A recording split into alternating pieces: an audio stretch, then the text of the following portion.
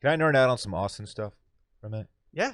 I would appreciate if you did, because Sally was kind of doing it with me last night, and I enjoyed it. But I feel like you might have some more because you actually grew up in Austin, and not like a suburb. Yeah, I mentioned this in one of the previous episodes. But a lot of this was filmed in the neighborhood I grew up in. So I grew up, birth through 8 years old, I lived in Allendale on Shoal Creek Boulevard, about 200 yards from the entrance to Northwest Park.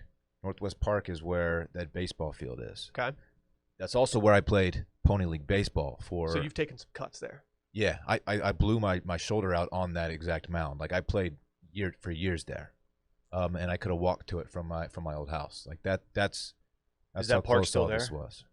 Yeah, it's still there. Have they updated it? Because it looks. I love the way it looks. It has a vintage vibe to it. Last time I drove through there, I mean, it's been years, granted, but it looked exactly the same. It's very cool. It's kind of like cut into that little hill there. That's what's sick about it, is that like you can. I've never seen a little league field where like you can just hang out in the outfield and watch. And right behind home plate and the stands and all that, was a creek, Shoal Creek. This is from this. So you hit foul balls and you lose them in the creek. It was pretty fun. From 2017, so it still looks very classic. Let's see, dude. Let's go home run derby there. Our that's what it looked like. Growing up, our football field was actually built into something like that, and so once we were older and seniors, we would just go park. Yeah. And we were the badass kids who got to go park and just hang out up there. So the Carl's house, where his mom pulls the shotgun on Ben Affleck's character, O'Bannon. Mm-hmm. That was a block behind our house. I mean, that was in my neighborhood. Okay, there's a scene where they're in the cars, they're trying to escape the truck full of the seniors, whatever. And there's a scene where they missed a turn, so you had to cut through a yard. That yard was her name is Rebecca, the girl who lived there. She was a very good friend of my sister's. I used to go over to that house. It was also about a block and a half from where I lived. So this is all like in my neighborhood, which is very, very cool. Top notch. That restaurant is still there. It's kind of an Austin landmark at this point. Rate the burger 1 to 10. I honestly don't know if Let's go eat there. I don't know if I've ever had a burger. We should just do a burger challenge where we just go to every single burger place. No one's doing that. They still have the fried shrimp. I don't know. Shrimp. I don't know. I thought that was kind of cool. Was it fried chicken and shrimp, or fried? I don't know. I was just like, fried shrimp on the menu, like, and it's on the marquee. I like that. Where does fried shrimp fall in the ways that you eat shrimp? Used to be the only way. It's far and away number one for me. No, it's not even close. I'm talking about me, dog. This is my opinion. Cold and cocktail sauce just goes. It depends on the setting. Okay. Cold and cocktail like. Cocktail shrimp it's a great appetizer. Mm-hmm. Fried shrimp is a great meal. Yeah, if you don't care, like, and it's a great hungover meal. What did you get from Papa Do's in the airport that one day? Chicken strips. Oh, okay. Because they were really good. Yeah, you sent a photo of what you were eating hungover in an airport, and it was chicken strips. I thought for some reason you had like a your trio. wedding. Maybe. Lily and Drew. I just remember looking and being like, "Oh my god, that looks amazing." It was. I'm pretty sure it made Sally and I Google Popeyes in Laguna Beach, which we didn't find one, weirdly enough. Surprising. That's interesting. This movie feels really authentic, and like, so the director, he was a writer and producer, Richard Linklater. Mm-hmm. He's a Texas guy. He's from the Houston area. Did he grow up in Austin though? I don't know. He might have gone to UT Film School or something. I wouldn't be shocked. Yeah. If he did.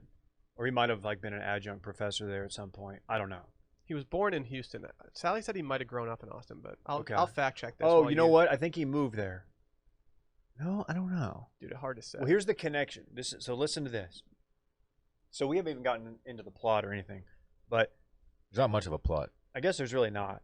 Is he going to sign the? Oh, he went to ACC in the fall of 1984 to study film. Okay. 1984? 84. Okay. So he played ball at a high school or in the Houston area. I believe it was Huntsville. The coach, one of the coaches, I think it's the old guy, not the super alpha young guy. The head coach. The head coach. Yeah. He is based on his coach.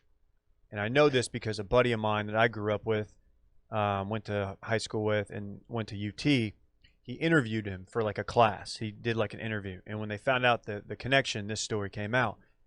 This coach that it was based on is the great Bob Alpert.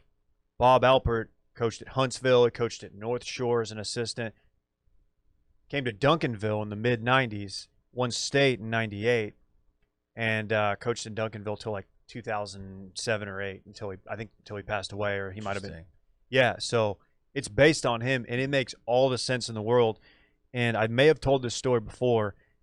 My senior year, so most of my buddies played ball. They were kind of underperforming. They'd lost some district games, and they had a game, like the final game of the season against like South Grand Prairie. It was a must-win game to get in the playoffs.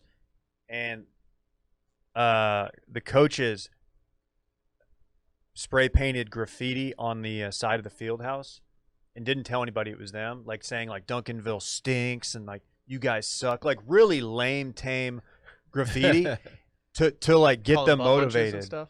Yeah. Oh my gosh. And like so they show up and they're like, oh man, I guess we're gonna get these these guys. The Warriors are done. And they did end up winning the game, but it was really funny because later on they're like, yeah, that was actually the coaches. It was a false flag. I don't hate that.